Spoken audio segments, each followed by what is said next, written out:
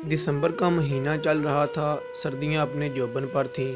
दूर दूर तक हर चीज़ ने सफ़ेद चादर तान रखी थी। अभी भी बर्फ़ रुई की मानद गिर रही थी। वक्फा वक्फा से देवदार के दरख्तों की शाखें चटकने की आवाज़ें सुनाई दे रही थीं। गहरी खामोशी रूह तक में सनसनी पैदा कर रही थी। मिट्टी का कशादा कमरा जिसके बीचों बीच जलती लकड़ियों का आला दहक रहा था, और इसके इर्द गिर्द हम सब दादी को घेरे में लिए बैठे थे। दादी अम्मा नज़रें दहकती लकड़ियों पर जमाई माजी के सफ़ों के वर्क गुरदानी कर रही थी। कुछ देर बाद गला खनखारते हुए गोया हुए, ये इस वक़्त का वाक़या है जब पानी की किल्लत के बाइस मैं और सनोबर आपा सहरी के वक़्त पानी भरने जाते थे। सनोबर आपा मुझसे उम्र में काफ़ी बड़ी थीं। सनोबर आपा कभी अज़ान से पहले और कभी अज़ान के फ़ौरन बाद पानी भरने के बर्तन लिए आती और हमारे घर की दीवार पर बर्तन से ज़रबें लगाती। चूँकि मेरा बिस्तर दीवार के साथ होता, इसलिए मैं फ़ौरन उठ जाती, अपने बर्तन उठाती और बाहर आ जाती। हर तरफ गहरा अंधेरा छाया होता था और गीदड़ों की दिलखराश आवाज़ दिल झंझोड़ती थी। दिल में डेरों खौफ लिए हम सहज सहज कर कदम बढ़ाते जाते।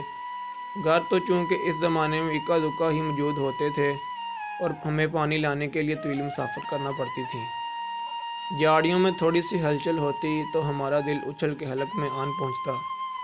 सनोबर आपा काफ़ी मजबूत असाब की मालिक थीं, जबकि मैं काफ़ी डरपोक वाक़या हुई थी। पानी लाना मेरी मजबूरी थी, क्योंकि घर में एक बूढ़ी सास थी और 3 बच्चे, मेरी एक बेटी और 2 बेटे।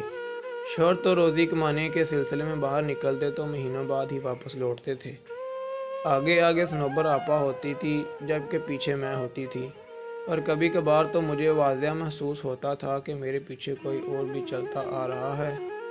अपने पीछे उठाए जाने वाले कदमों की आवाज़ों में बखूबी सुनती थी, लेकिन मुझे सनोबर आपा हमेशा नसीहत करती थी कि कभी किसी चीज़ के पीछे न जाना। तुम कुछ भी देख लो और कभी पीछे मुड़ कर नहीं देखना, तुम्हें कुछ भी सुनाई दे रहा हो। मैंने इनकी बात को दिल पर नक्श कर दिया। मैं अपने पीछे कदमों की चाप सुनकर ज़ोर से आंखें बंद कर लेती और दिल में आयतल कुर्सी का विर्द शुरू कर देती। लेकिन जब तवील सफ़र तय करने के बाद बैठने को जी चाहता तो यूँ महसूस होता जैसे बिल्कुल साथ कोई बैठा है। गर्दन घुमाकर इधर उधर देखने पर सिवाय अंधेरे के कुछ दिखाई न देता। हमारा रोज़ का आना जाना था। एक रोज़ मुझे आवाज़ आई कि दीवार पर ज़रबें मारी जा रही हैं। मैं उठी, अपने बर्तन उठाए, लेकिन गहरा अंधेरा देख कर ठठक गई। मुझे यूँ महसूस हो रहा था जैसे आधी रात का वक़्त हो। मैं बाहर गई तो देखा सनोबर आपा का दूर दूर तक कोई नामो निशान नहीं। मैं ये समझ कर कदम रास्ते पर डाल दिए कि वो ज़्यादा दूर नहीं होंगी और मैं इन तक पहुंच जाऊंगी। गीदड़ों की आवाज़ें पल भर को मेरे कदम साकत कर देती थी। मैंने भागना शुरू कर दिया, लेकिन मैं इन तक ना पहुंच सकी। भीड़े तनफ़ुस के साथ मैंने मुसाफत तय की और जाए वक़ुआ पहुँच कर मेरे अंदर तक सनसनी दौड़ गई। सनोबर आपा वहाँ मौजूद नहीं थी। मैं थोड़ा और ऊपर खड़ी थी और नीचे देखा जहाँ पानी का कुआं था। ऐसा महसूस हो रहा था कि कोई पानी के डोल यके बाद देगड़े अपने ऊपर बहा रहा हो। मैंने नीचे जाना ज़रूरी ना समझा और पानी का डोल उल्टा कर इस पर बैठ गई। लेकिन थोड़ी देर बैठने के बाद भी पानी की आवाज़ बदस्तूर आ रही थी। मुझे अजीबो गरीब ख्यालात आ रहे थे और पानी की आवाज़ से अजीब सा खौफ महसूस हो रहा था। अपने पीछे किसी को महसूस किया तो मेरे जिस्म पर कपकपी तारी हो गई।